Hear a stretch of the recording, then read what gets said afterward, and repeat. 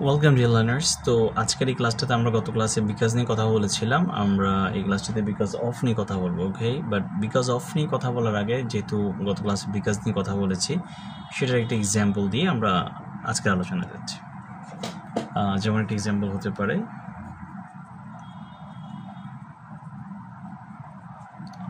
because he didn't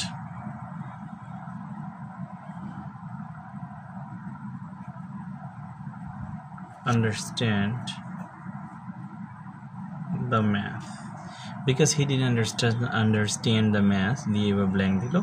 তো আমাকে গত ক্লাসের আলোচনা যেটা বুঝতে পারছি, আমার যেটা করতে হবে, যেহেতু আমাকে প্রথমেই যে অংশটা দেওয়া আছে, কারণ বিকজ ক্লজ এবং অপর যে ক্লজটা আমি তৈরি করব দুটোতেই সেম টেন্স হবে। এবং গত ক্লাসে এটা বলেছিলাম বিকজ ক্লজটা সাবঅর্ডিনেট ক্লজ গঠন করে। ওকে, সাবঅর্ডিনেট ক্লজ একা একা বাক্য গঠন করতে পারে না, আমাকে অবশ্যই এখানে একটা ক্লজ বানাতে হবে, সেটা হচ্ছে প্রিন্সিপাল ক্লজ।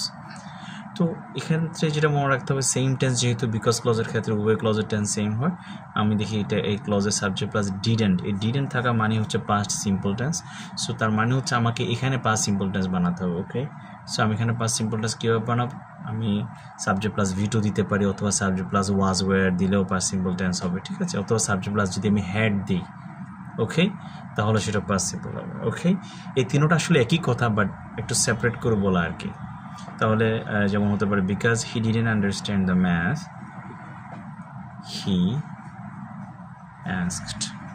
এই যে হি asked সাবজেক্ট প্লাস ask হচ্ছে যে ask V2 ফর্ম, তাহলে আমার এখানে পাস্ট সিম্পল টেন্স হচ্ছে, উভয় ক্লজের টেন্স একই হচ্ছে। হি asked for help, সে সাহায্য চাইল, সে যেহেতু ম্যাথটা বুঝেনি সে সাহায্য চাইল কারোর কাছে। So now this is very clear.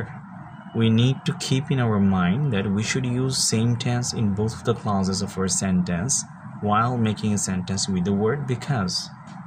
Okay, এখন যেটাতে আমরা যাব সেটা হচ্ছে যে এছাড়াও তোমরা কিন্তু পাস্ট সিম্পল টেন্সটা এভাবে আমি যেটা বলেছিলাম, সাবজেক্ট পরে ওয়াজ অথবা ওয়ের যদি ব্যবহার করো, কিন্তু সেক্ষেত্রে মনে রাখতে হবে ওয়াজ ওয়ার পরে এখানে আর কোনো ভার্ব দেওয়া যাবে না, এখানে আর কোনো ভার্ব দেওয়া যাবে না, ঠিক আছে। প্লাস কমপ্লিমেন্ট, কমপ্লিমেন্ট নিয়ে আলাদা বলবো, অর্থাৎ সোজা কথা সংক্ষেপে বলি, ভার্বের অর্থ পরিপূর্ণ করার জন্য সেন্টেন্সে ভার্বের পরে যে অংশটা থাকে সেটা হচ্ছে কমপ্লিমেন্ট। এটা খুব প্রিসাইজ ডিসকাশন না, খুব প্রিসাইজ ডেফিনেশন না। ওকে, যেহেতু আজকে ক্লাসের রেঞ্জের বাইরে কমপ্লিমেন্ট এবং যেটা হচ্ছে যে অবজেক্ট, এই ধরনের কিছু বিষয় আছে, সেটা আমরা পরে আলোচনা করব। তো by the way subject plus was were দিয়ে তুমি এখানে পাস্ট সিম্পল টেন্সটা তৈরি করতে পারো অন্য কোনো, যেমন because he didn't understand the math he was not happy, বা হি ওয়াজ আনহ্যাপি, সে তার ভালো লাগেনি, হি ওয়াজ আনহ্যাপি। সোজা কথা ওয়াজ ওয়ার্ড যখন দিব তখন একটা জিনিস মনে রাখতে হবে, এখানে আর কোনো ভার্ব দেওয়া যাবে না, তাহলে সেটা কিন্তু অন্য টেন্সে চলে যাবে, ঠিক আছে। আর অথবা আমরা এখানে কিন্তু subject plus head plus complement দিতে পারতাম। হেড দিলেও মনে রাখতে হবে হেডের পর অন্য কোনো ভার্ব দেওয়া যাবে না, শুধু যখন সাবজেক্টের উপর হেড একা একা আসে তখন সেটা পাস্ট সিম্পল টেন্স হয়, আর আমাদের এখানে পাস্ট সিম্পল টেন্স দরকার, ঠিক আছে। তাহলে আমরা আজকের ক্লাসে পাস্ট সিম্পলের তিনটে উপায় দেখলাম, subject plus was were plus complement, subject plus head plus complement, subject plus V2 কেমন প্লাস কমপ্লিমেন্ট। এটাই আমরা এখানে থার্ড যে উপায়টা আছে সেটাতে আমরা সাবজেক্ট প্লাস V2 দিয়ে পাস্ট সিম্পল টেন্স গঠন করেছি, ঠিক আছে। আজকে তাহলে এখন চলেছে বিকজ অফ। প্রথম কথা হচ্ছে বিকজের পরে আমরা একটা ক্লজের বিষয়ে, বিকজ যেখানে থাকে সেখানে একটা টেন্স হয়, সেখানে একটা ক্লজ হয়, গত ক্লাসে বলেছিলাম। On the other hand because of যেটা আছে, বিকজ অফ এই শব্দটা হচ্ছে প্রেপোজিশন ফ্রেজ। ওকে, বিকজ অফের পর আমরা ক্লজ তৈরি করব না। বিকজ অফের পর সবচেয়ে কমন স্ট্রাকচারটা হচ্ছে, দুটো স্ট্রাকচার হতে পারে। বিকজ অফের পর আমাকে V1 প্লাস আইএনজি দিয়ে একটা অংশ বানাবো, V1 প্লাস আইএনজি এর পর অন্য কিছু যদি অর্থ পরিপূর্ণ করতে লাগে আমাকে দিতে হবে, V1 প্লাস আইএনজি দিব ফর শিওর। এরপর আমি একটা ক্লজ বানাবো। ক্লজ বলতে কি মনে আছে তো, ক্লজ বলতে বলেছিলাম সাবজেক্টের সাথে হয়তো ফাইনাইট ভার্ব আসবে অথবা মডেল ভার্ব আসবে, তাই না। মডেল ভার্ব দিয়ে ক্লজ হয়, যেমন আই ক্যান ডু ইট, আমি কাজটি করতে পারি। এখানে কিন্তু ক্যান মডেল যখন থাকে তখন সেটা ফাইনাইট না। অনেকে কিন্তু ভুল যায় না যে ক্যানের পরে যে ডুটা আছে সেটাকে ফাইনাইট মনে করে। ইন্টারন্যাশনাল গ্রামার অনুযায়ী মডেল ভার্ব যখন থাকে তখন তার পরের ভার্বটা ফাইনাইট না। এই জন্য ক্লজের ডেফিনিশনটাকে আমি সবসময় বলি, সাবজেক্টের সাথে ফাইনাইট ভার্ব আসবে অথবা সাবজেক্টের সাথে মডেল ভার্ব এসে ক্লজ গঠন করবে। তবে মডেল ভার্বের ক্ষেত্রে মনে রাখতে হবে মডেল ভার্বের পর আরেকটা নন ফাইনাইট ভার্ব আসে সবসময়, NFB বলি আমরা, নন ফাইনাইট ভার্ব। মানে হচ্ছে এখানে নন ফাইনাইট ভার্বের অনেকগুলো প্রকার আছে তোমরা জানো। মডেলের পরে যে নন ফাইনাইট ভার্বটি আসে সেটি হচ্ছে ইনফিনিটিভ, তবে এই ইনফিনিটিভে টু থাকে না। অনেকগুলো কথা বলে ফেলেছি বেসিক গ্রামারের, যেমন আই ক্যান ডু ইট, এটা আসলে I can to do it, মানে ক্যানের পরে যে ডুটা তুমি দেখছো সেটা হচ্ছে ইনফিনিটিভ, টু ডু ছিল। কিন্তু মডেল ভার্ব তারপরে যে ইনফিনিটিভ নেয় সেখানে সে টুটা আসতে দেয় না। আমি একটু ফাইনাল আরেকবার বলি, ক্লজ বানাতে পারি সাবজেক্টের সাথে ফাইনাইট ভার্ব এনে অথবা সাবজেক্টের সাথে মডেল ভার্ব এনে।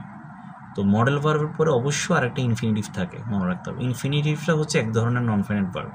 এবং আরেকটা স্পেশাল কথা ছিল, মডেল ভার্বের পরে যে ইনফিনিটিভটা হবে, ইনফিনিটিভ তো তোমরা চিনো 2 + V1 কমনলি বলো, তাই তো? কিন্তু মডেলের পরে স্পেশাল কেস ইনফিনিটিভে টুটা আসবে না। যেমন I can do, I can help, এখানে ডু এবং হেল্প এই দুটোও কিন্তু ইনফিনিটিভ, এখানে টু ছিল, I can to do, to help. Okay, এটা জাস্ট ক্লজ দিয়ে বলতে গিয়ে কথাগুলো বলে ফেললাম, ঠিক আছে? বাট আমাদের এখানে বিকজ অফের ক্ষেত্রে ফার্স্ট স্ট্রাকচার মনে রাখতে হবে। বিকজ অফের পর আমি V1 + ING, এটাকে জিরান, সহজ কথা, এটাকে যদি বেসিক গ্রামারে বলি আমি একটু জিরান। আর কেউ যদি আমি সিম্পলি মনে রাখতে ভার্বের V1 মানে বেস ফর্মের সাথে বা প্রথম যে ফর্মটা আছে আর কি, লাইক গো, ডু, থিঙ্ক, সেটার সাথে ING যুক্ত করে, এবং এরপরে যদি আর বাড়তি কিছু লাগে তুমি এখানে একটা ছোটোখাটো কিছু কমপ্লিমেন্ট দিয়ে, এটা কমপ্লিমেন্ট বললে তোমরা আবার কনফিউজড হয়ে যাবে, কেউ দরকার নেই। V1 + ING এতটুকু মনে রাখো। মূল কথা হচ্ছে বিকজ অফের পর V1 + ING দিয়ে আমি অংশটা পরিপূর্ণ করবো, এই ফ্রেজটা পরিপূর্ণ করবো। পুরোটা একটা ফ্রেজ হবে, ক্লজ হবে না। এবং এরপর হচ্ছে একটা ক্লজ দেবো। ক্লজ মানে সেখানে সাবজেক্ট এবং ফাইনাইট ভার্ব থাকতে হবে। চলো একটা এক্সাম্পল দিই। দুটো বিষয় হতে পারে, আমি যেটা বলেছিলাম কমপ্লিটিং সেন্টেন্সের ক্ষেত্রে তুমি জানো না তোমাকে কোন পার্ট দিবে, হয়তো বিকজ অফের অংশ ওরা লিখিয়ে দিবে, পরে তোমাকে ব্ল্যাঙ্ক দিবে, সেখানে ক্লজ বানাতে হবে। অথবা পরে একটা ক্লজ বানিয়ে দিব ওরা, তৈরি করে দিবে, ক্লজটা তৈরি করে দিব ওরা, তোমাকে প্রথম অংশে বিকজ অফ ফ্রেজটা বানাতে হবে। তো সেক্ষেত্রে এই বেসিকগুলো লাগবে। বিকজ তুমি যখন বিকজ অফ দিয়ে কাজ করবা তখন মনে রাখবা সেখানে টেন্স বানাবা না, সেখানে একটা V1 + ING দিয়ে একটা জিরান দিয়ে একটা অংশ বানাবা, ফ্রেজ বানাবা, ঠিক আছে? এখানে আরেকটা স্ট্রাকচার আছে, ফ্রেজটা বিকজ অফের ফ্রেজটা অন্যভাবে হতে পারে, আমি একটু পরে দেখাচ্ছি, আগে এটার এক্সাম্পল দিয়ে নিই। তো যেমন হতে পারে, মনে করো যে একটা ব্ল্যাঙ্ক দিয়ে বললো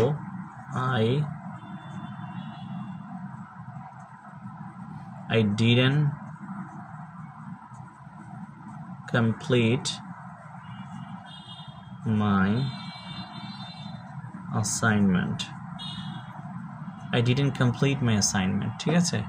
দেখা যাচ্ছে I didn't complete my assignment। তো এখানে যেটা হচ্ছে যে দেখো এখানে পাস্ট সিম্পল টেন্স আছে, আমি একটু আগে বলেছিলাম ডিড থাকা মানে পাস্ট সিম্পল আর ডু ডাজ থাকা মানে প্রেজেন্ট সিম্পল। তো এখানে বাই দ্য ওয়ে এই কথাগুলো এখন আর খুব একটা প্রয়োজন নেই, তারপরে বেসিক গ্রামারের জন্য বললাম, কারণ আমরা এখানে তো ক্লজ বানাবো না। বিকজ অফের ক্ষেত্রে কিন্তু আমরা ক্লজ বানাই না, বিকজের ক্ষেত্রে ক্লজ তৈরি করতে, সেই জন্য কথাগুলো ছিল। ওকে, ওখানে যাচ্ছি না। তাহলে আমি এখানে যে কাজটা করবো সেটা হচ্ছে কি বলতে পারি, দেখো because of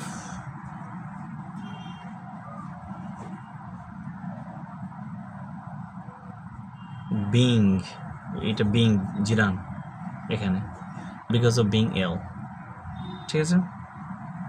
because of being ill I didn't complete my assignment। তাহলে আমি কি করলাম, বিকজ অফের পরে একটা জিরান দিয়ে একটা অংশ বানালাম, ঠিক আছে? এই এখানে আরেকটা স্ট্রাকচার করতে পারি, বিকজ অফের পরে যে ফ্রেজটা জিরান দিয়ে নাও করতে পারে, আরেকটু উপায় আছে। Because of plus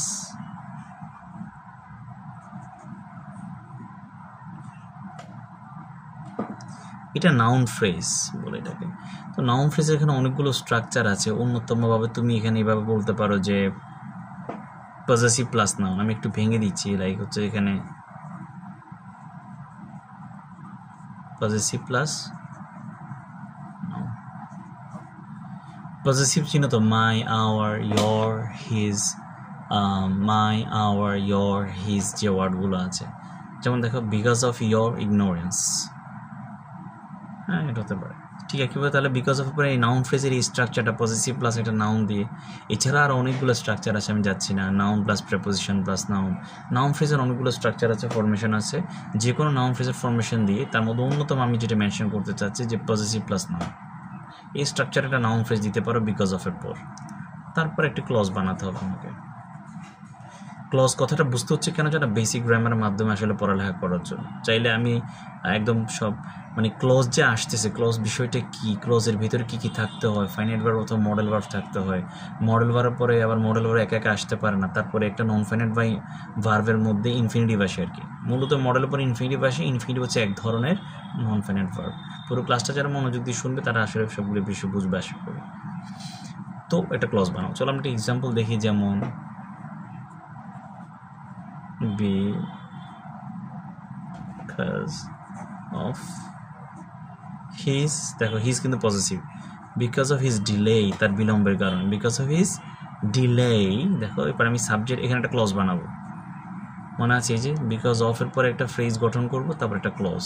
clause means tense হবে সেখানে, ক্লজ মিন্স সেখানে ভিতরটা টেন্স হবে, তার ফাইনাইট ভার্ব অথবা মডেল ভার্ব থাকবে, মডেল যদি হয় মডেলের পরে ইনফিনিটিভ থাকতে হবে। দেখো তাহলে because of his delay he missed the train, সে ট্রেনটা মিসড করলো, ঠিক আছে, he missed the train, because of his delay he missed the train. আজকে এতটুকুই। তাহলে আমরা আজকে মূলত বিকাশ থেকে কথাটা একটু এক্সাম্পল দেখলাম একটা, যে বিকাশের ক্ষেত্রে কিন্তু দুইটা ক্লজ হবে, কারণ বিকাশ নিজে সাবঅর্ডিনেট ক্লজ গঠন করবে, তবে একটা বিষয় মনে রাখতে হবে, same tense, there should be same tense in both of the clauses, okay? And on the other hand, the issue or the case of because of is totally different. Because of এর পর আমরা clause বানাবো না, সেখানে আমরা একটা phrase বানাবো। সেই ফ্রেজটা হতে পারে জিরান দিয়ে বানাবো, V1 plus ing দিয়ে, যেমন because of being ill I didn't complete my assignment, being এখানে জিরান ছিল, অথবা নাউন ফ্রেজ দিতে পারি আমি বিকজ অফ করে দেবো, তারপর একটা ক্লজ দিব। এই নাউন ফ্রেজের অনেকগুলো সম্ভাব্য স্ট্রাকচার আছে, আমি শুধু একটা স্ট্রাকচার নিয়ে কথা বলেছি, যেভাবে বানাতে পারো। পজেসিভ প্লাস নাউন, পজেসিভ মানে হচ্ছে মাই, আওয়ার, হিজ, এই ওয়ার্ডগুলো, তারপর নাউন, হ্যাঁ। আর এই ফ্রেজটা শেষ হলে, বিকজ অফ অংশ শেষ হলে একটা ক্লজ তৈরি করে দেবো। বিকজ অফ তৈরি করবো কি, ওরা তো দুইটা একসাথে ব্ল্যাঙ্ক দিবে না, আমি পুরো স্ট্রাকচারটা নিয়ে কথা বলেছি। ইউজুয়ালি হবে কি, যখন তোমাকে বিকজ অফ অংশ তৈরি করতে হবে তখন বাকি অংশটা ওরাই দিয়ে দিবে, কেমন? আর ওরা অনেক সময় বাকি অংশটা দিয়ে দিবে ওরা, অথবা বিকজ অফ অংশ ওরা দিয়ে দিবে, তোমাকে বাকি অংশ লিখতে হবে, যে কোনো একটা হতে পারে। তো আমরা ওভারঅল সেন্টেন্সটার ওভারঅল স্ট্রাকচারটা বুঝতে হবে, যাতে করে যে পার্টি ওরা দেখ না কেন স্টুডেন্টরা ভালোভাবে কাজ করতে পারে। Okay, that's all for watching, thank you.